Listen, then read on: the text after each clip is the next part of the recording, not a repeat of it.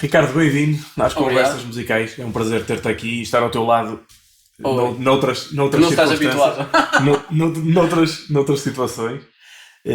Aí começava por. Eu li o currículo, o currículo que tu O nos mini currículo. disponibilizaste, porque já conheço muita coisa do teu longo historial como músico, mas houve uma coisa que me chamou logo a atenção, que Hum. é como é que se chega de um início de carreira impulsionado pela tua mãe, ou por uma aproximação à música impulsionado pela tua mãe, depois a um escritor e compositor de canções que tem um sucesso enorme como aquelas que Oh. tu já tens vindo a lançar ao longo da tua carreira.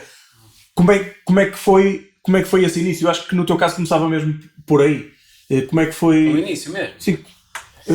Porque é que a tua mãe se lembrou de te Ok, impulsionar então, a começar vamos a lá estar ligado à recuar. música? Isto parece assim quase como uma regressão. Tipo, só falta. Como é que é? Eles têm A que máquina do hipnotizar, tempo. não é? Não, eles têm que Sim, hipnotizar, sim. fazer regressão e não sei o quê. Não estava a pensar em hipnotizar-te, mas também acho que arranja-se isso fácil. Pronto, epá, mas é estranho estar a falar contigo, assim é estranho porque não é? Nós tocámos juntos e o caralho é mesmo estranho, mas pronto. Eu lembro-me que quando estava acho que foi no início do liceu, pá, no 7º ano ou 8º, não sei, eu detestava a escola e então tinha que fazer os trabalhos de casa. E então eu lembro-me de fazer os trabalhos de casa e ir lá para fora. Sentei-me, a minha mãe estava a pôr a roupa a secar, e eu fiquei lá a observá-la nas escadas. E depois a minha mãe disse, estava a pôr a roupa, e ela virou-se e disse: "Oh filha, tu não tens trabalhos de casa para fazer?" E eu já fiz. Eu já fiz, já despachei aquilo. E eu a pensar, não é? Mas pronto, já tinha despachado aquilo e ela disse: "Então, e não tens nada para fazer? Vai lá brincar, vai lá fazer alguma coisa." E eu disse: "Não tenho nada para fazer." E ela disse: "Olha, eu já tinha pensado nisso, porque é que tu não aprendes um instrumento?" E eu já aprendi quando era mais novo, tipo no solfejo, e aquilo era uma seca, 1, 2, 3, 4, não sei, eu não percebia nada daquilo. Pá, não tinha maturidade. Quando me meteram na academia de música, eu tinha pá, uns 5 anos, e então começámos por solfejo, pá, eu não percebia nada daquilo. Eu só me lembro de ele estar lá 1, 2, 3, 4, 1, 2, 3, 4, e a fazer assim com as mãos, eu não percebia nada. E então eu estava lá a olhar para ele a fazer aquilo, e olhar lá para fora e ver os meninos a brincar, a correr e a jogar à bola, e eu queria ir para lá, não é? E então a minha mãe disse-me aquilo do instrumento, e eu disse-lhe assim: "Olha, eu gostava, mas isso deve ser assim muito complicado." E ela: "Olha, tu já viste, podia ser um meio de socializar, estás com os amigos, tocares guitarra para as raparigas, e podias, olha, quem sabe, não é? A pessoa não sabe, mas podias ser como o Elvis, ela a brincar, não é? Com aquilo." E eu disse: "Então, olha, se tu fores comigo a uma aula, tipo, porque ela estava a falar em aprender, se estiveres lá comigo na aula, eu vou, porque eu era muito tímido." E assim foi. Ela falou com o Mário Sá, que acabou por ser o guitarrista do Easy Special, depois uns anos mais tarde, né? Mas ele era meu vizinho da frente. E então ela falou com ele e ele disse que me dava aulas. Pronto, e foi assim. Ela obriguei a ficar lá, tipo, aí ele estar-me a explicar como é que era, as cordas, como é que se punha as mãos e essas coisas. E então, pronto, foi o início. Foi a minha mãe que me tirou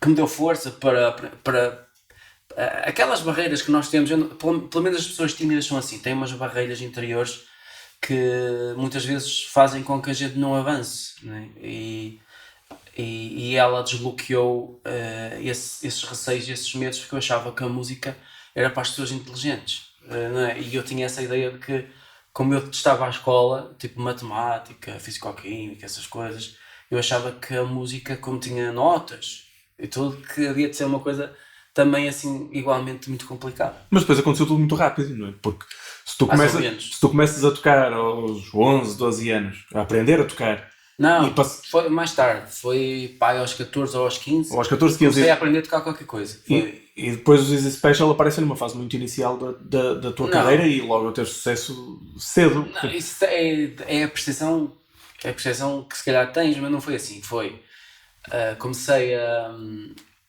aprender, né? E só passado um ano, para aí, que fui numa festa do 8º ano, não, Foi numa festa acho que foi do 10º ano. Olha, já não me recordo. Foi alguns por ali. Que nós tivemos uma festa de Natal lá na escola secundária de Santa Maria da Feira. E aquilo foi lá no Polivalente e então nós reunimos as bandas que haviam lá na banda, as bandas de garagem, né? E nós tínhamos uma banda que nós só conseguíamos tocar, só tínhamos 2 músicas. E então fomos tocar 2 músicas lá a essa festa. Fomos logo os primeiros e eu lembro que eu não cantava, eu só tocava guitarra e então eu basicamente uma música era si sol, a outra era Wild Thing também, que era tipo 3 notas, portanto, e tocava tudo em quintas, que era aquelas cordas, aqueles acordes tipo de rock, sim, que é tipo 2 notas, power chord, pronto. Só que opa, aquilo estava cheio, tipo, eu pensei, uau, isto é fixe, né? Tipo, só está ali, aquilo sentia a adrenalina, está em cima do palco. E pronto, foi assim que começou a minha primeira banda de garagem, foi essa, desse concerto. E depois acabou, depois comecei outras, depois acabou, pronto. E até que depois fui a uma fase assim mais avançada, isto já na universidade, tive uma banda chamada John Doe, que nós já levámos aquilo mais a sério e já era com 2 ou 3 membros daqueles que seriam Easy Special. Aliás, 2. Espera. Não, afinal não era nenhum. Não, sim, tínhamos o Fernando, o baterista. Sim. Tinha o baterista de Easy Special. Depois tínhamos o baixista que depois saiu, foi para Easy Special, mas depois saiu e foi para trabalhar para a Madeira, mas pronto. E eu depois de John Doe, aquilo correu assim um bocado, eu pensei que ia desistir porque aquilo não ia lá nenhum. E então eu tive um ano na universidade a pensar na minha cabeça que tinha desistido de projetos musicais. E depois, uma vez, encontrei-me num concerto de Band Zero com o técnico de som deles, que era o Pedro Rangel, e ele disse, então, o que é feito de ti, das bandas e o caralho? Eu disse, olha, eu desisti. E ele, tu és maluco, tu eras dos melhores artistas com mais potencial aqui do Porto, não sei o quê, aqui à volta, não sei o quê, tu és maluco? Eu disse, achas? E ele, sim, volta para as bandas, não sei o quê, pronto. E foi aí, foi o despoltar, esse foi o gatilho dele dizer aquilo, e então fiz uma última tentativa, reuni certos elementos e foi aí que nasceram os Easy Special. Mas como é que um tímido vira cantor? Porque é preciso combater bastante essa barreira, não é? Claro, foi fácil, foi nas bandas que tive. Eu comecei como guitarrista e depois houve um dos guitarristas também que me disse, olha, vou fazer uma banda e tu é que vais ser o vocalista da próxima banda, porque tu tens talento incrível. Eu, achas? Ele, sério, não sei o quê, pronto. E foi aí que nasceu o John Doe. Foi a primeira vez que fui vocalista, pronto. E então eu adorei aquilo, tinha aquilo comprido, queria ser como o Eddie Vedder, Kurt Cobain, não sei o quê, pronto.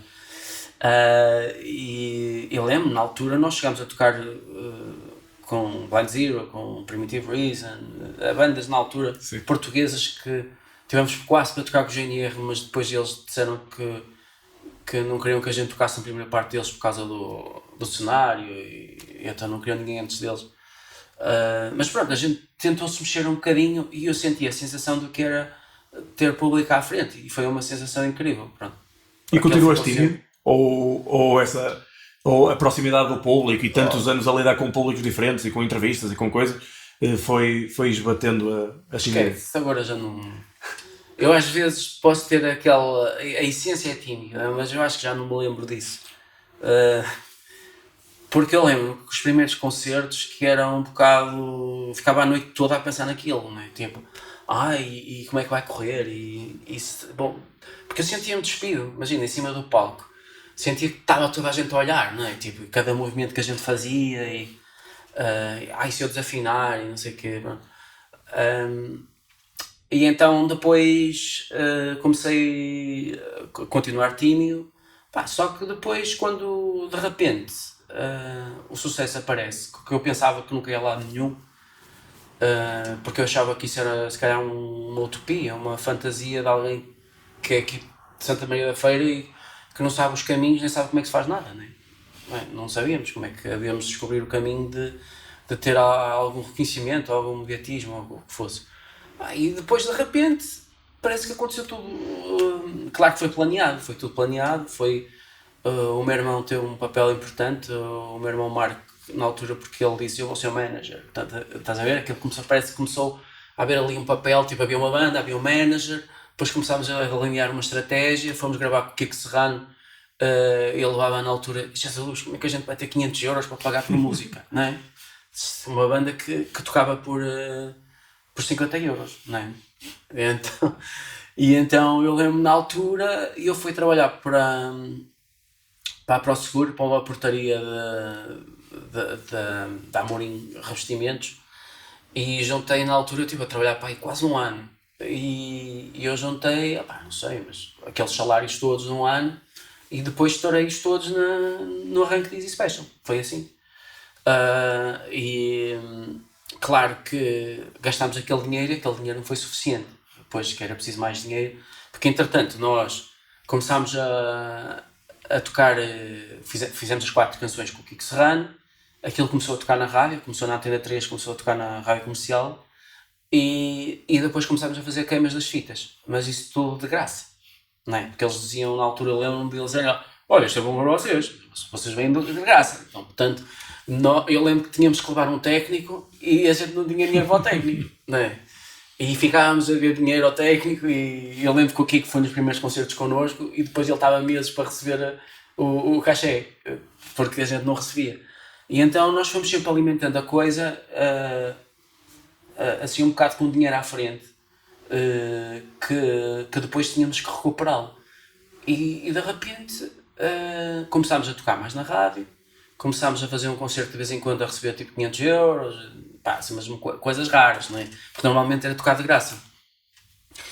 Até que depois surge o Soul Davis do James, e então aí muda de figura a coisa, que é, nós resolvemos fazer uma parceria com o Soul e com o Kiko, tínhamos que arranjar dinheiro para lhes pagar, não é?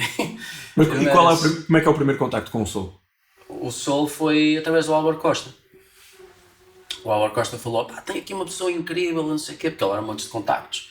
Nós fomos à Rádio Nova, e ele estava na Antena 3, mas depois entrou o Montes para a Antena 3 e ele despediu-se e foi para a Rádio Nova, assim uma cena, e depois nós estivemos com ele na Rádio Nova e ele falou, deu-nos a dica que um ex-membro do James que estava aqui em Portugal e que estava disponível para fazer coisas e não sei o quê, e então fizemos chegar o EP Partisan Pop a ele e ele adorou, tipo a Special, principalmente, tipo a primeira faixa. Ele ouviu aquilo e era a cena dele. Pronto, depois marcámos uma reunião, tipo um encontro lá na Foz, em que eu conheci o Soul, mas dele lá a jogada do meu irmão. Ele falou logo com um amigo jornalista da JN para aquele nosso encontro. E então nós fizemos logo uma entrevista com o gajo que eu nem conhecia, portanto, porque ficou logo ali a ideia de nós trabalharmos juntos. E então, depois quando ele houve ali uma empatia logo, e começámos a trabalhar juntos, e ele ouviu as minhas canções em guitarra, em viola, e ele disse, temos que ir por aí, porque ele teve a ouvir as músicas que tínhamos com a banda, e aquilo era muito rock, assim, tipo Incubus, Faith No More, uma coisa que não era radiofónica. Quer dizer, eu gostava, não é? Mas a visão que o Soul tinha para o nosso projeto, que era assim uma coisa mais para atingir massas, resultou tanto que mal nós começámos a trabalhar, e ele começou a trabalhar na Daisy, e nós começámos logo a fazer tipo telejornais, a aparecer ao lado dele a falar, e percebes, começámos a cativar muita atenção. Em Lisboa, eu lembro-me de batermos às portas das editoras todas, toda a gente disse que não, e de repente tinha as editoras todas a ligarem-me. Isso é uma coisa incrível. Eu lembro de estar na praia e estar a ver telefonemas de Lisboa, e eu vejo sabe? Eu não tenho dinheiro para estar ligado de volta, por isso que se era assim, tipo, ligavam, não sei o quê. Mas eu era feliz com a cena da banda estarmos a tocar de graça, mas éramos felizes, andávamos sempre a tocar de um lado para o outro, a fazer queimas, não sei o quê, e de repente a Daisy estourou, porque eu lembro que a comercial na altura era o Miguel Cruz, que agora está na M80, e ele ouviu a música, ele foi a primeira pessoa a ouvir a Daisy, e ele disse, olha, vou-vos fazer uma proposta que eu nunca fiz. Vocês aceitam que esta música seja um exclusivo da rádio? Tipo, no lançamento, nós, claro que não. Tipo, o que é que isso implica? Não é? A gente não sabia o que é que isso implicava. Ok, eu vou pôr um carimbo, vamos tocar a música de hora a hora, em sinal horário, a dizer exclusivo rádio comercial. e nós fizemos um lançamento com o Blitz, uns CDs, não sei o quê, e então, sempre que havia o sinal horário, tipo, são 13 horas, passava a música, tinha explosivo, rádio comercial, não sei o quê, aquilo foi, imagina, nós passámos de ser tipo quase nada, né? Andávamos ali a tocar de graça, depois de repente já queriam dar algum dinheiro por nós, também não era logo estrelato, né? Mas lembro que nós já conseguíamos tocar por 300 quantos na altura, que eram quantos, agora são 1500 euros, começámos a tocar por ali, quando surge a TMN, as publicidades a toda hora, então aí nós, pum, descolámos. Aí já começámos a meter mais gente com chutes nos concertos. Eu lembro que fomos tocar a Leiria, os chutes tinham estado 2 dias antes em Leiria e nós fomos lá e nós enchemos o pavilhão na altura das publicidades até mesmo. E então eu lembro da Associação de Estudantes a dizer é incrível, vocês meteram mais gente com chutes aqui no nosso recinto da queima. E era assim, nós tínhamos tipo centenas de pessoas a quererem tirar autógrafos. Na altura não havia telemóveis. Quer dizer, havia telemóveis, mas não eram sofisticados como agora, que tiram fotografias. Era só para ligar e mandar SMS. Pronto. E então, pronto, foi um fenómeno incrível. A gente começou a subir. E depois eu lembro-me que eu pensava que se calhar íamos só ter aquele sucesso, porque o segundo disco ia ser difícil igualar aquele sucesso que tivemos, que só havia um caminho que era descer, mas afinal conseguimos subir.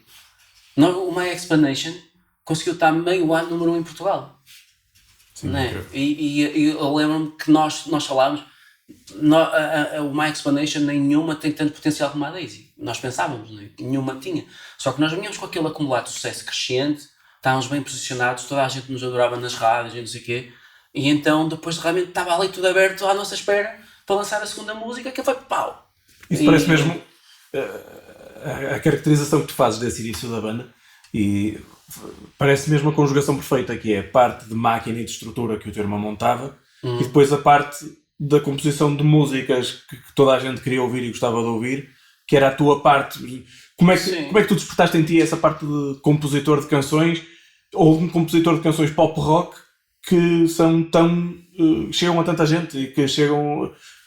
Isso aquilo que eu tenho percebido é que, e nós tivemos conversas sobre isso, e tu ajudaste muito nisso também, que é, por mais que exista talento, nós temos que amplificar esse talento, não é? É como um jogador de futebol. Que é que adianta teres um craque a jogar com os amigos de futsal, não é? O craque, nunca ninguém vai saber se ele é um craque se ele não jogar tipo, num campeonato, não é? Onde há transmissões televisivas, etc. E então foi importantíssimo na altura o input do meu irmão, porque ele tinha aquele querer de vencer e ele era assim muito de arriscar, estás a ver? Cena do que se lixe e a gente não tem dinheiro mas vai arranjá-lo. Era mesmo assim. A gente andava sempre tipo com dívidas, basicamente no início, porque a gente não tinha o dinheiro. E depois em 2005 eu lembro de repente nós tínhamos 100 concertos, não é? Mas sempre com essa filosofia do vamos crescer, vamos arrebentar e vamos levar tudo à frente, estás a ver? Tipo, não há dinheiro, a gente vai fazendo a mesma. E pronto, foi assim um bocado. As músicas, é o que eu te digo. Por acaso, não sei se será talento ou não, mas eu sempre fiz canções. Mas eu tenho a perfeita noção que o sucesso em si está ligado com o posicionamento do artista. Também, mas não só, não é? Porque se as músicas não forem boas... Sim, mas é muito importante. Tanto que nós vemos que há artistas que estão bem posicionados, lançam umas canções menos boas e portanto, chegam às pessoas, né? Através de tocam nas rádios, vão à televisão, não sei o quê. Enquanto que outros artistas, que se calhar até têm uma música melhor do que aqueles que estão na playlist naquele momento, não conseguem furar. E pronto, isso contra mim falo, porque eu já sei o que é estar lá em cima e também sei o que é ir cá para baixo e sei que isto é tudo, portanto, o mercado é mesmo assim, tem a ver com percepção, tem a ver com posicionamento, tem a ver com talento, mas o talento por si só não chega, portanto é preciso ter uma máquina, basicamente. Sim. E essa máquina também te ajudou depois na passagem dos Easy Special para o início da tua carreira a solo. Tens o pequeno T2 logo como o êxito quase imediato. Isso foi tipo foi uma conjugação de coisas que tem a ver também com sorte, não só, também com trabalho e tudo. Tinha na altura a Universal Multinacional por trás, né, a apoiar-me, isso por si só já é algum peso, né? Mas eu lembro-me que eu fiz um corte com a imagem que tinha. Portanto, estava numa banda chamada Easy Special, passei a chamar-me Ricardo Azevedo, que não tem nada a ver, não é?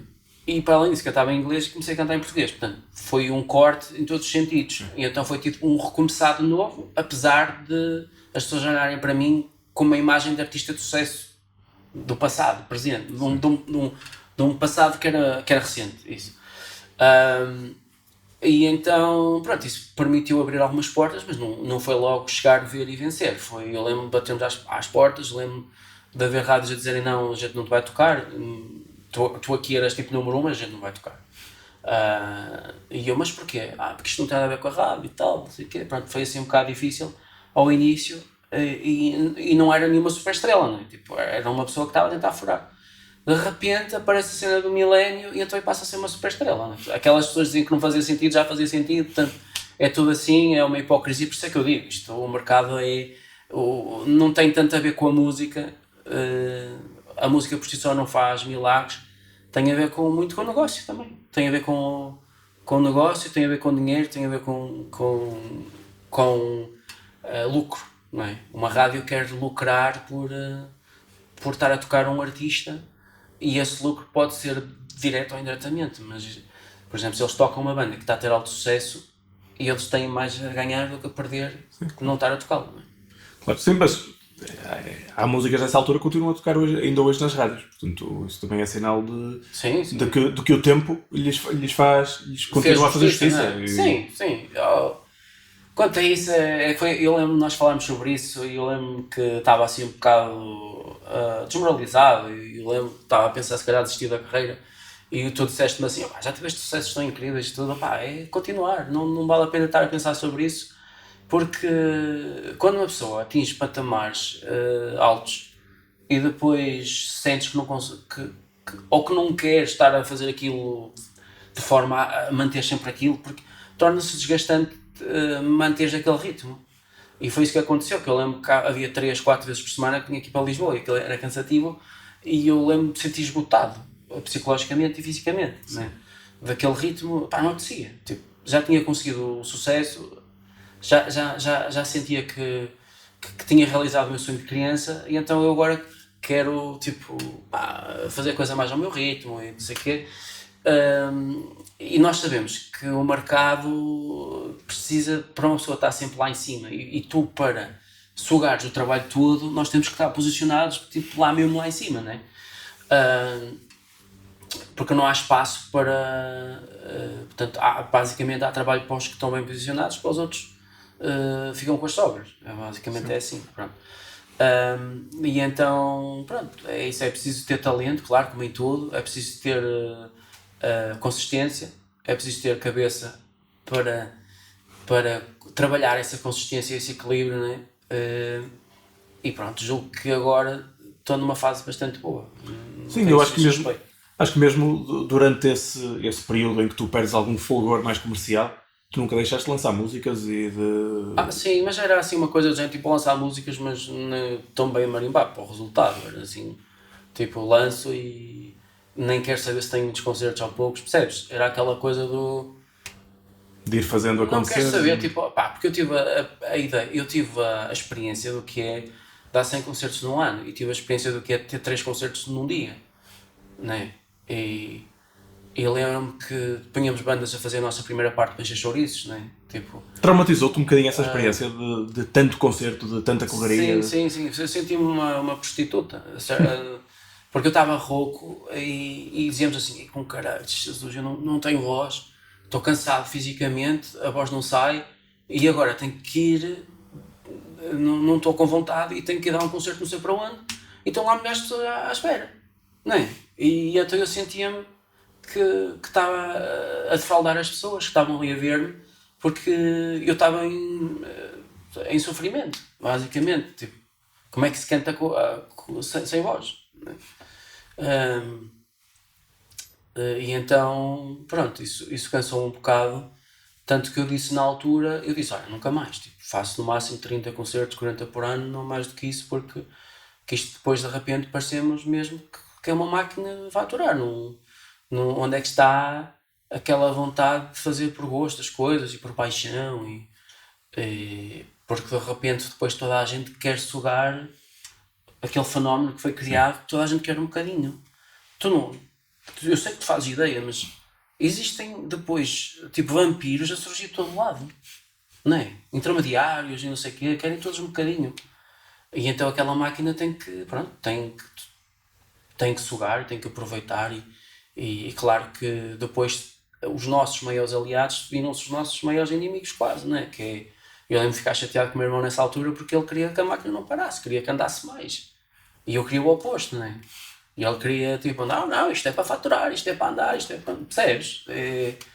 Sim, é a visão negócio versus a visão humana, não é? Claro, tipo, a minha visão era uma visão mais romântica de ser feliz e fazer o que gostava e a música é tipo uma vibração e que se lixe o dinheiro, né? Tipo, por isso é que depois também eu disse que se lixe Easy Special eu vou fazer a solo e vou fazer as coisas à minha maneira, não é? Não quero saber se estou a deixar uma banda que está bem posicionada, que tem as portas abertas para todo lado e que estava a dar dinheiro, pá, não quero saber, pronto, e foi assim um bocado que se lixe e bom, depois tive outras oportunidades de voltar à banda e foi sempre dizendo que não. E durante esta pandemia, eu sinto que esta pandemia na tua carreira tem vantagens e desvantagens. Primeira desvantagem, óbvia, tu completaste 20 anos de carreira e tinhas bastantes concertos marcados, portanto, que não pudeste dar. Portanto, óbvia desvantagem, mas depois também aproveitaste a pandemia para compor um álbum que acaba de sair e que te volta a recolocar. Sim, pelo menos no radar, né?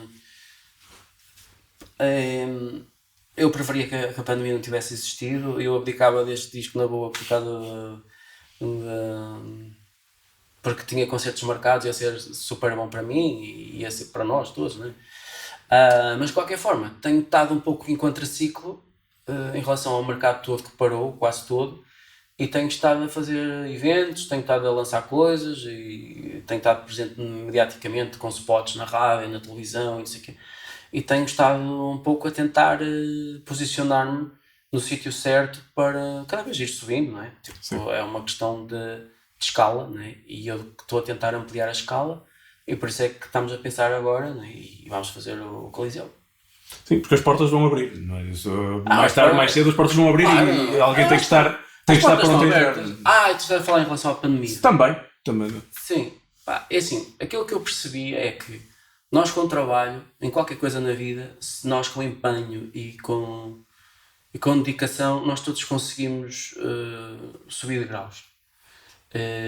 E nós conseguimos aquilo que nós quisermos, nós vamos conseguir. Basta uma questão de trabalho, de foco, dedicação. E eu sinto que aquele trabalho que nós temos vindo a fazer, de recolocar o meu nome tipo presente, isso aqui, está a ser conseguido. E por isso é que eu não quis parar, estar parado nesta altura da pandemia. Ou seja, como eu sei para onde é que nós queremos ir, o projeto, eu sei para onde é que ele vai, eu quero que o projeto esteja posicionado no sítio certo.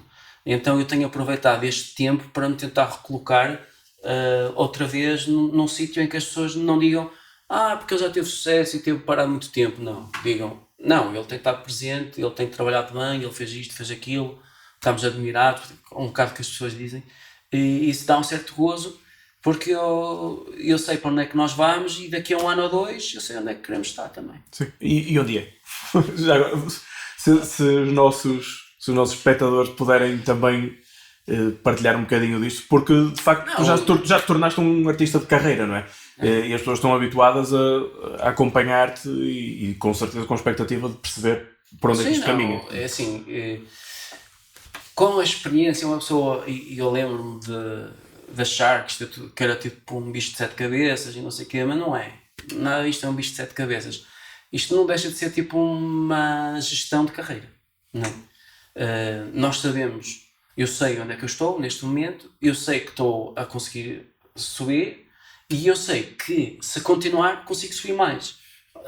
E então esse é o caminho, é de subir mais, ir subindo, subindo, subindo, até estar numa posição em que toda a gente perceba que as pessoas que estão no meio e as pessoas que não estão no meio, que o projeto é um projeto que ao longo do tempo prevaleceu neste tempo todo, não é? Nunca desapareceu a minha carreira, e aquilo que eu também percebi é que aquela questão de um artista existe para fazer sucessos ou existe para gerir uma carreira, não é? E na minha perspectiva é para gerir uma carreira, não é para fazer sucessos avulsos, não é? Porque isso já fiz muitos. É mais trabalhar a marca, trabalhar o projeto e fazer com que exista consistência, ritmo, não é? Sim, utilizando a analogia do jogador de futebol que utilizaste há pouco, um jogador que faça um grande jogo uma vez por época não vale nada em comparação com outro que faça jogos a um nível razoável. Sim, imagina, de 0 a 10 é preferível ter um jogador que faça sempre 7 ou 8 do que ter um que faça 10 duas vezes e depois dá sempre no 5, não é? Tipo, e então, o que é que adianta tipo, eu ter um sucesso e depois de repente tipo, desapareço 3, 4 anos, não é? Portanto, a ideia é ir trabalhando sempre pau. E agora, felizmente, nós temos um método de trabalho que isso tem a ver também com a equipa que tenho, não é? No qual tu estás incluído, que é, existe um espírito de equipa e todos estamos a trabalhar para a mesma coisa e o projeto está a crescer e isso possibilita esta independência que temos de trabalho, que a gente consiga lançar coisas e fazer coisas sem estar dependente de editoras, sem estar dependente do mercado, não é? Sim. Nós estamos a trabalhar bem, e pronto, antigamente era complicado, tipo, por exemplo, lançar um disco era muito complicado, porque só o ter o disco pronto acarretava, tipo, gastar muito dinheiro em produção. Sim. E hoje em dia já não, a produção já é feita por mim e por nós, não é? E então isso já estamos a pegar nesse dinheiro todo que eu iria gastar só antes do disco sair, já estamos a ter dinheiro para budgets de marketing, não é? Gastar em rádio, em televisão, em exposição e tudo isso é tudo importante. Eu acho que é muito importante nós sabermos fazer as coisas também. Sim, nesse aspecto o digital até vem ajudar, não é? Porque permite lançar discos sem os ter fisicamente, obrigatoriamente, que os ter físicos. Sim, mas eu reproduzi, por acaso. Sim, eu acho. Eu também sou um romântico nesse aspecto. Eu sou do CD e do vinil e eu continuo a querer ter o físico na mão. Mas o facto de não ser obrigatório fazer tanta duplicação, tanto formato, etc., permite trabalhar com custos mais controlados, se calhar, e lançar na mesma as tuas coisas sem estar dependente da existência física do formato. Nós temos que nos adaptar aos tempos, não é? Quem fica preso, aqueles artistas que tiveram sucesso no passado e depois ficam presos, tipo, eu tenho que lançar discos, tenho que viver dos discos e tenho que... nós temos que nos adaptar, se o mundo muda, nós temos que ir com ele, não é? E eu tive mesmo a pensar em abdicar de lançar, fazer a reprodução do CD, não é? Ou fazer em vinil, ou o formato físico, mas acabei por fazer porque as minhas promotoras acham que ainda traz vantagens. Eu também tenho algumas vantagens a nível, por exemplo, de ter alguma coisa física, por exemplo, para dar uma reunião. Apesar de poder dar outras coisas. Mas pronto, não é por aí também. Uma pessoa gasta tanto dinheiro em tantas coisas, não é? Que pronto, é só mais uma, não é? Mandar reproduzir ou não uns CDs. O que é que te falta fazer? Daquilo que tu sonhaste no início da tua carreira, ou que foste, entretanto, impondo como objetivo a ti próprio, o que é que tu te vês a fazer daqui a 5, 10 ou 20 anos? O que é que te apetece mesmo que a tua carreira ainda contemple? É assim, nós temos que viver o dia-a-dia, não é? E na verdade, nós não sabemos qual é o tempo de vida que temos, não é? E não sabemos qual é o tempo de vida que temos a nível pessoal, nas nossas vidas, nem das carreiras. Por isso, eu tento planear um bocado à frente aquilo que vou fazer, não é? Tem que ser assim um bocado, tipo como um estilista de moda que diz, ok, agora daqui a um ano eu vou fazer assim, e daqui a 2 eu vou fazer assim. E é um bocado assim, mas sobretudo eu penso de uma forma muito mais empresarial agora, e penso de uma forma tipo, o sucesso hoje em dia para mim, porque a cena da música sempre existiu, mas tem que funcionar a máquina, tem que se autossustentar, é preciso é preciso ter combustível, né? Que é o dinheiro que se faz para se fazer os nossos projetos e tudo. Portanto, hoje em dia eu acho que o barómetro maior de sucesso é a faturação, basicamente. Lógico que quem ouviu falar nisto pensa que eu mudei. Não tem a ver com isso, tem a ver com... É preciso, para se fazer um posicionamento de carreira, para haver projetos, para lançar-se coisas e tudo, logicamente, para não estarmos dependentes, que já não estamos, né, de editoras, de mídia. Se nós conseguirmos controlar isso tudo, nós temos tudo na mão, basicamente. Temos mídia na mão, temos tudo na mão, conseguimos lançar projetos e tudo. Portanto, esse tem sido a forma de eu pensar nos últimos anos, e por isso é que nós estamos em pandemia e fizemos concertos de 20 anos, fizemos concerto da Casa da Música, da lançamento de disco, e vamos fazer agora o Coliseu. E a minha ideia é continuar nesse patamar de escalão e subir, e eu já sei o que é que eu quero fazer para o ano, por exemplo, não é? Mas claro que eu não vou dizer porque... também faz parte do negócio, não é? Claro, é sempre a escalar. Sim. Como é que achas que tu, que tens estado bastante presente na televisão e nas rádios, etc., como é que achas que o álbum, este último álbum, foi recebido? Qual foi a reação generalizada em relação às músicas? Foi surpresas, não foi? É assim, eu olho para as coisas de uma forma diferente como olhava antigamente. Se fosse antigamente, eu olhava para as coisas de uma forma... Então, qual foi o airplay que tive, em que rádios é que toquei, quantas views e streaming já que tive, e essas coisas, né? E vendas de discos, e eu agora olho para a coisa como gestão de carreira, basicamente. É aquela coisa que eu te disse.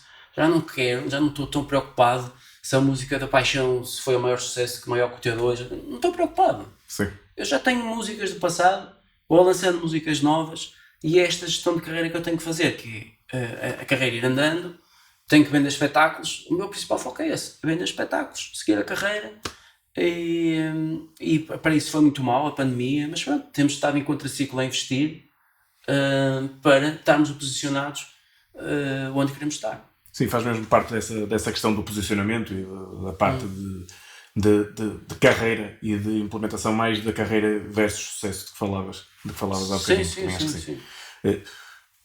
Como é que um miúdo que foi quase impulsionado a ir para a música porque detestava a escola, hoje em dia é embaixador de uma editora de manuais escolares e incentiva através da música tantos miúdos a gostar da escola? Está ligado uma coisa à outra? Tu sentes que através da música estás também a motivar miúdos que, como tu, não gostavam da escola? Não, nunca pensei nisso. Tiveste agora tiveste a pensar nas perguntas. Por acaso é engraçado que assim, fui para a música, né? Foi um acidente, e esta coisa da editora apareceu dos manuais escolares e trouxe-me um sangue novo, né? Uma vontade enorme de chegar a públicos diferentes, e eu tenho gostado bastante, e tem sido uma parceria longa, que agora no início de setembro, outubro, vamos começar a trabalhar noutros projetos. Ou seja, ainda agora lançámos 2 canções, portanto, visíveis para toda a gente no YouTube, mas fiz 4 canções para os projetos da Ariel. E agora vamos fazer outros. E agora desta vez até vai ser para a escola primária. O que muda bastante a forma de composição, não é? Sim. E então eles dão-me orientações basicamente do que é que querem que eu fale na canção, o que é que querem atingir, porque depois aquilo tem que fazer exercícios e tudo, aquilo tem uma componente pedagógica. E então, pronto, se eles me dizem, por exemplo, olha, vamos fazer uma canção que seja um hino daquele manual e que fale sobre gostar da escola, tipo, e então pronto, eu vou para a escola e adoro, pronto, então faço assim cenas. Sim. Nesse caso foi uma canção acho que foi a 2ª classe, para o projeto Eureka, e pronto, eu tentei, eu tenho que pôr da perspectiva de tenho que estar aqui a transmitir, a comunicar, e tenho que dizer às crianças que é fixe ir para a escola, né? Não posso estar a dizer que é foleiro ir para a escola. Então eu digo, não fazer nada é uma seca, ir para a escola é fixe, tá? Esse tipo de coisas, Sim. Aprender coisas, aprender letras, descobrir coisas, foi o que eu fiz nessa letra. Então eu tenho que pôr um bocado na perspectiva imagina, de docente, não é? uma perspectiva de professor e uma perspectiva também de ser criança, não é? Tenho que tirar aquela vibração de ser criança e tentar perceber o que é que eu gostaria de ouvir se fosse criança, não é? Também, não é? Então esse é um exercício engraçado de fazer, portanto tem que seguir as orientações do que eles querem que eu diga, mais ou menos, não é? Depois eu tenho aquelas orientações e eu faço o que eu quiser através daqueles tópicos. Mas é um exercício giro de fazer e pronto, tenho a sorte de estar ligado a este projeto e é sempre muito desafiante porque aquilo que me dizem é pá, tens que transcender desta vez, tens que transcender, ou seja, cada projeto que se faz tem sempre que haver transcendência, não é? E fica assim, então mas já transcendemos o último, agora temos que transcender, tem que estar sempre, não é? Tipo, tem que ser especial, porque só assim é que funciona a parceria, que é, cada vez que fazemos aquilo traz qualquer coisa que funciona.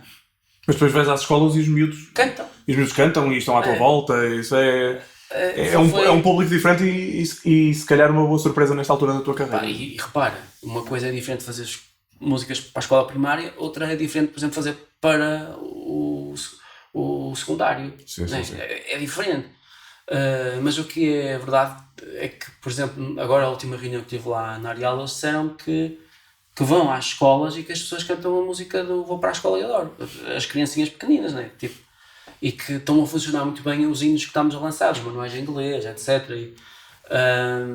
E fazem livrinhos com os exercícios das canções e não sei o quê. E eu lembro-me, quando era pequenino, olhava para os manuais escolares e achava que aquilo era tipo uma bíblia. Ou seja, o que viesse lá era o que os grandes diziam e era tipo... Eu acreditava no que vinha lá, não é? E então eu tenho sempre essa noção de que eu quando era pequenino eu via tipo o Paulo Futre ou alguém conhecido, não é? Tipo um jogador de futebol no manual escolar, ou a Madonna, ou percebes? Tinha que ser alguma figura assim mais conhecida. Para trazer credibilidade à coisa. Claro, mas vinha lá dizer tipo que a Madonna era tipo uma das maiores artistas do mundo, eu acreditava, não é? Tipo, sendo pequenino, ou Michael Jackson, não. E agora, vem lá as minhas canções do manual escolar, isso para mim é de género, tipo, eu lembro-me quando olhava. Eu lembro que era, né, bastante ingênuo, né, e não sabia bem o que eram figuras de estilo e não sabia nada, né, tipo, não sabia bem as letras. Eu olhava para aquilo e dizia, ok, tenho que aprender isto. Mas aquilo tudo era um mundo por descobrir o manual, não é? Eu não tinha muita vontade de estudar, é verdade. Mas hoje em dia tento com as canções ajudar as crianças a ver se percebem que a escola é importante. Porque eu depois, mais tarde, quando estava no liceu e quando as notas começavam a contar para as entradas à universidade, não sei o quê, eu comecei a perceber que, afinal, a escola servia para alguma coisa e que as pessoas tiravam cursos e trabalhavam, não sei o quê. Eu não sabia nada disso quando era pequenino, não é? Então é importante começar a motivar as crianças para aprenderem. E pronto, e é isso que eu tento de alguma forma ajudar os mais pequeninos, nem que não seja a aprender umas letras, né? Tipo o abecedário ou o que for, ou introduzir umas palavras que tipo vocabulário que eles se calhar não estão habituados, mas se calhar percebem pela música o que é, percebes? Sim. O que é que estudaste na universidade? Ciências da Comunicação. E então, achas que deste uso depois de alguma forma, ou ainda hoje dás? Eu sei que és tu que geres as tuas redes sociais, por exemplo. Sim, eu acho que deu. Mas na altura eu estava um pouco a marimbar para aquilo, porque eu queria saber da música, não é? Sim. Eu lembro-me que de repente a Easy Special começou a partir tudo, não é? E aquilo apareciam frequências e eu disse, ei Jesus, estou na queima da Aveiro. Depois e há outra disciplina, frequências, ei Jesus, estou na queima de Coimbra.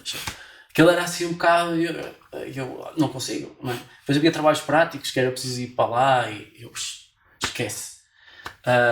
E então, quando eu percebi que tinha um caminho para andar na música, nem pensei duas vezes, porque eu lembro que até de falar lá com o professor de jornalismo na altura e ele me dizer, Ricardo, eu estava a dizer ao professor, eu não consigo, eu vou estar a fazer queima de não sei de como, não consigo.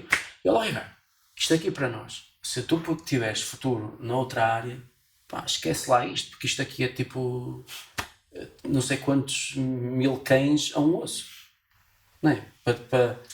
Nós hoje vemos o declínio que existe, por exemplo, no jornalismo e não sei o quê.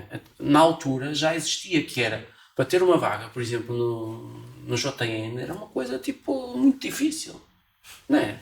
E hoje em dia as pessoas estão a mandar pessoas embora, não é? O mercado não consegue assimilar, assimila cada vez menos.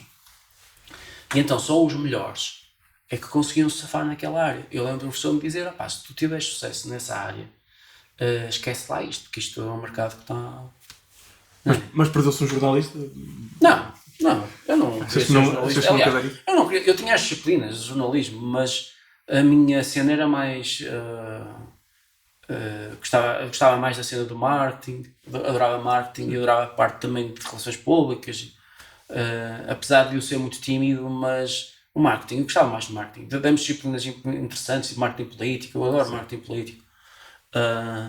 Aquela coisa de fazer os discursos, aquilo que as pessoas querem ouvir, não é?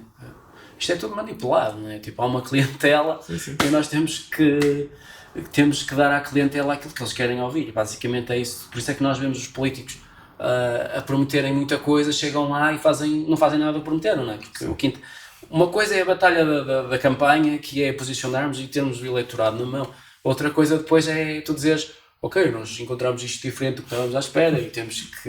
Não é?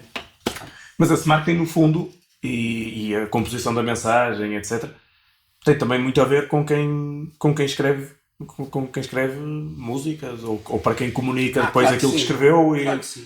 Eu lembro de estar a fazer canções e eu perceber, ok, isto vai atingir aquele público, que eles vão curtir isto e isto tem um gancho altamente e as pessoas vão...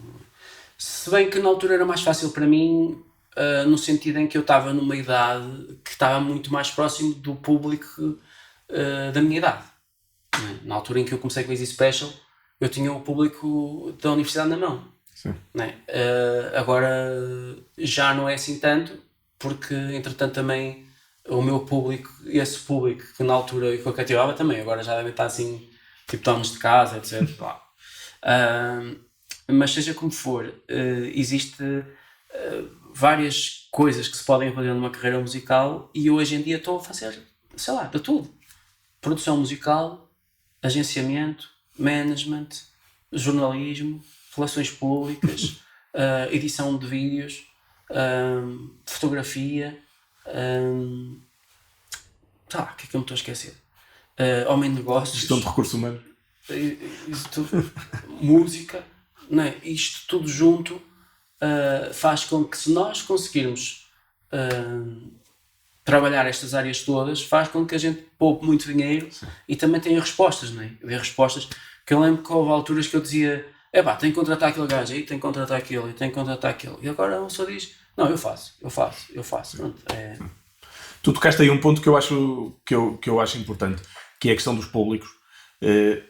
A determinada altura, tu sentes que o teu público cresceu contigo. Já não escreves músicas para miúdos da universidade, acho eu. A música que tu escreves hoje, tu achas que é para um público também da tua idade, ou não? Ou pensas nisso ou não? Eu não penso nisso. Eu tento fazer músicas que ou que me saem naturalmente, ou que eu acho que possam funcionar. E não tanto... porque para mim é mais fácil fazer músicas, por exemplo, para um público dos manuais escolares, porque eu sei que eu tenho uma mensagem para dar, que são eles dizem-me até o que é que eu tenho que dizer. Para mim é mais fácil. Em relação à minha carreira do público mais adulto, eu não penso muito nisso. É fazer músicas boas, penso um bocado mais no som, né? Tipo, com o som que vamos apresentar, se vamos estar mais naquele registro ou naquele, não sei o quê. De resto, é aquilo que eu te digo. Os grandes nomes da música internacional e nacional, se nós formos a ver qual é que foi o período de sucesso maior, já passou, não é? Sim. Eles não estão sempre... Sim. Já não podemos querer que os Rolling Stones tenham o mesmo sucesso agora que tiveram quando lançaram I Can Get No Satisfaction. Portanto, não, é impossível.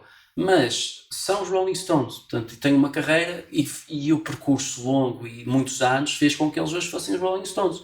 Pronto, e é isso que, lógico que eu não sou os Rolling Stones, mas tenho que fazer uma gestão de carreira longa para um dia ter uma carreira longa. Sim, até porque os Rolling Stones têm os concertos cheios de gente que os ouviu nessa altura, ou também, um pouco depois. Mas também, por exemplo, eu lembro de já ter introduzido à minha filha a música dos Rolling Stones e ela ouve.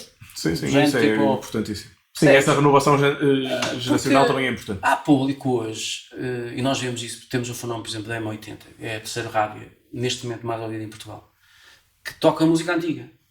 E há público novo que ouve a M80. Sim. Ou seja, que gostam daquele som, não se identificam com este som mais digital, este som que é um bocado formatado, soa tudo a mesma coisa, não é? Portanto, existe público para tudo e nós temos que fazer, eu lembro que nós falámos sobre isso muitas vezes, temos que fazer um pouco aquilo que é a nossa identidade, criar uma identidade e que a gente se sinta bem. Depois, isso é uma incógnita, se as pessoas gostam, se não gostam, se identificam mais, se dá sucesso, não dá sucesso. Isso é uma coisa que nós não devemos pensar mais para onde é que vamos, gestão de carreira, vamos lançando material. Sim. E a coisa de pensar no sucesso, se fosse só para ter mediatismo, então isso é mais para aquelas pessoas que vão para os reality shows e vão para as casas dos segredos e essas coisas, não é? Essas pessoas é que têm aquele sucesso tipo fósforos, não é? Tipo que fazem e depois desaparecem, não é? E nós temos que fazer isto tipo como uma gestão de paixão. É. Sim, até porque tu, se trabalhares com paixão e se puseres essa paixão nas tuas músicas, isso acaba por passar para o público, não é? Eu acho que escrever com verdade e passar para o público uma energia que é a tua energia, cria essa identidade que depois acaba por ser percepcionada para a pessoa. Mas também nós próprios darmos-nos bem com as fases menos boas também. Sim. Que é, ok, eu não estou na moda agora, mas isso é bom, não é? Eu não quero ser moda, eu já fui moda, mas as modas tendem a desaparecer, não é? E o difícil é ter um artista que seja consistente, que vá ultrapassando as fases menos boas também, que não faltam para aí, são aqueles projetos que têm fenómenos e de repente, passar 1 ou 2, desaparecem, não é? Já acabam, aquilo já não dá lucro, deixam de alimentar a máquina, não é? Tipo, quem estava por trás da máquina, não é? E no meu caso, mesmo que haja uma música que não funcione tão bem, ou outra, ou 10 seguidas ou 20 seguidas, não interessa. Continuar a trabalhar e desfrutar e ter uma gestão de carreira, basicamente é isso que... E pronto, lógico que também posso dizer isso porque já tive sucessos em fases da carreira, não é? Mas pronto, não, eu acho que pensar no sucesso que é que eu disse? No sucesso também. Eu disse no sexo, não disse sexo. No sucesso, pensar no sucesso é tóxico. Sim. É. Tu, já há muitos anos que grande parte das tuas letras, ou uma boa parte das tuas letras, fala de relações e de amor, ou de paixão. Adorava mudar isso, sério. Mas é propositado, ou sai-te assim, ou tu pensas, esta é a identidade do Ricardo Azevedo enquanto, nessa tal gestão de carreira, esta é a identidade do Ricardo Azevedo, é escrever sobre relações. E então, automaticamente, tu achas que tens que ir para aí. Ou então sai-te assim quando começas a escrever. Não, maioritariamente é assim, os artistas que eu gostava também era assim um bocado, não é? Ouves U2 e as músicas deles, algumas têm uma componente política, mas quase todas falam tipo sobre uma relação, ou vejo tipo os Queen também sobre relações ou o lado humano, ou vejo também Pearl Jam, também relações, sei lá. No fundo, o que é que nós somos, não é? Nós somos seres sociais, temos as nossas vivências. E eu adorava ter componentes políticas nas minhas canções também e um dia poderei ter, não é? Mas já começo a pensar agora que estou a ficar um bocado cansado de fazer letras só sobre relações e estou a pensar noutros trabalhos também introduzir um tema ou outro que fuja um bocado disso e por exemplo, já tenho agora, estive a trabalhar numa música ainda há pouco tempo que eu nem falei nada disso, sério, já tipo, era uma música mais introspectiva a falar sobre uma viagem interior de mim próprio, portanto, e não falei nada, podia a música fugir um bocado tipo para ou tipo relação, ou ver alguém, não, a música centrou-se no eu, nessa música. Tenho outra que fala sobre, não sobre nenhuma relação, e outra que também estive a trabalhar também esta semana, portanto, isto tudo que já estou a trabalhar em coisas para um disco futuro, pai, para 2023, para lançar-se em 2023, e nós temos que trabalhar um bocado assim, não é, à frente. Eu terminaria apanhando uma coisa que tu disseste na primeira resposta, e eu aproveitava para a última pergunta e para a tua última resposta. Quando a tua mãe te motivou naquele dia a experimentar aprender guitarra, ela disse: quem sabe se um dia não vais ser como o Elvis. Sentes-te que ao olhar dela, e mesmo ao teu olhar, esse nível de realização, naturalmente à escala, já foi atingido? Tu já te sentes o teu Elvis? Não. Ou o dela? Nem pensar, não é? Tipo, o Elvis foi um ícone americano e mundial, não é? E se nós pensarmos assim, é difícil, tipo, algum artista algum dia lá chegar, não é? Tipo, ser um ícone do mundo, não é? Tanto que ele é um ícone, tanto que depois várias mães, ou etc., várias pessoas usam o exemplo dele, não é? Para motivar e etc. Aquilo que eu sinto que já aconteceu na minha carreira é que já houve músicas minhas que em determinadas alturas tocaram certas pessoas e foram importantes para algumas pessoas, e isso é uma coisa que só por isso já é gratificante, não é? Olho mais pelas coisas assim da carreira, de fazer aquilo que eu gosto por paixão, a cena do ícone, a cena do sucesso e do mediatismo. E claro que houve alturas em que eu senti tipo que estava tipo nos holofotes do país. Já houve alturas assim que senti-me assim, mas não acredita que não são essas alturas que nos fazem sentir tipo as pessoas mais felizes do mundo. Isso, há alturas, o sucesso e o reconhecimento é bom por causa de termos trabalho, mas não traz felicidade. Muito obrigado, Ricardo, pela tua presença aqui. É sempre um gosto falar contigo e muitas felicidades para a tua carreira e para a tua vida pessoal. Igualmente, e para nós todos. É isso, vamos a isso. Obrigado.